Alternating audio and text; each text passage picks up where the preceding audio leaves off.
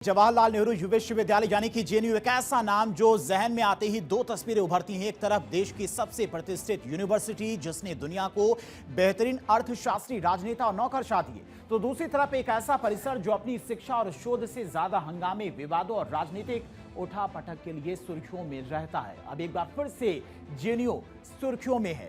किन वजहों से सुर्खियों में आपको बताते हैं। विडंबना देखिए कि जिस यूनिवर्सिटी की पहचान एकेडमिक एक्सीलेंस होनी चाहिए थी, वो आज वैचारिक जंग और आए दिन होने वाले विरोध प्रदर्शन का अखाड़ा बनकर रह गई है। रविवार की रात को एक बार फिर से यहां पर हिंसा हुई और एक बार फिर से लेफ्ट और एबीवीपी के कार्यकर्ता भिड़ गए।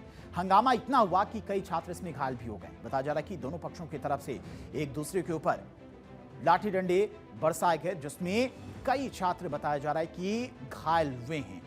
दरअसल रविवार देर रात समता जुलूस निकाला गया था, जिसके बाद कैंपस में हिंसा भड़क उठी और वाइस चांसलर के खिलाफ चल रहे आंदोलन, छात्र संघ पदाधिकारियों के निलंबन और विवादित बयानों के विरोध में यह जुलूस निकाला गया था। हालांकि जुलूस के बाद स्कूल ऑफ सोशल साइंसेज और अन्य स्कूलों में लॉकडाउन, ताला लगाने और फिर दो छात्र गुटों के बीच में झड़प की घटनाओं ने पूरे परिसर को तनावपूर्ण बना दिया। दोनों पक्षों ने एक दूसरे पर गंभीर आरोप लगाए। सोशल मीडिया पर कई वीडियो वायरल हो रहे हैं जिसमें पत्थरबाजी, अफरा तफरी के दृश्य दिखाई दे रहे हैं।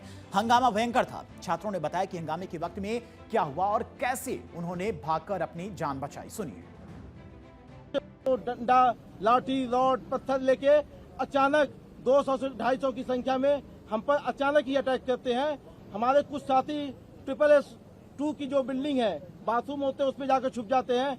कुछ कार्यकर्ता जैसे हमारे मनीष जी हैं, जिनको कल उन्होंने बुरी तरीके से मारा, वहां से भाग के वो कंप्यूटर साइंस बिल्डिंग की तरफ जाते हैं। वहां पे पकड़ के 80-90 लोग उनको वहां पे मारते हैं। मैं अपने कुछ साथियों के साथ ऊपर बाथरूम में छुपा हुआ था। इसी तरह से जो हमारे पूर्व ज्वाइंट सेक्रेटरी वैभव मीना जी हैं, ये भी एक बाथरूम में छिपे होते हैं। देखिए, ऐसा कोई भी एबीवीपी का कार्यकर्ता इन सब चीज़ों में लिप्त नहीं है और एबीवीपी का ये जो झूठी अफवाहें लेफ्ट ऑर्गेनाइजेशंस के द्वारा फैलाई जा रही है, इनका एबीवीपी पुरजोर खंडन करता है और वहाँ कोई एबीवीपी का कार्य मौजूद नहीं था और ना उसमें लिप्त है।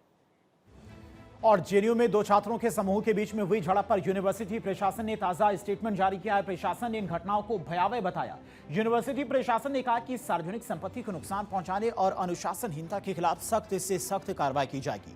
प्रशासन ने बीएनएस के तहत मुकदमा दर्ज कराने की बात भी कही। जेएनयू प्रशासन ने क्या कहा वो भी आपको बताते। इस मामले में क्या कुछ कार्रवाई आने वाले दिनों में देखने को मिल सकती है। जेएनयू प्रशासन की तरफ से दरअसल कहा गया है कि जेएनयू एडमिनिस्ट्रेशन के ध्यान में आया है कि कैंपस के अंदर कई एकेडमिक बिल्डिंग्स को प्रोटेस्ट कर रहे स्टूडेंट्स के एक ग्रुप ने कथित तौर पर बंद कर दिया था।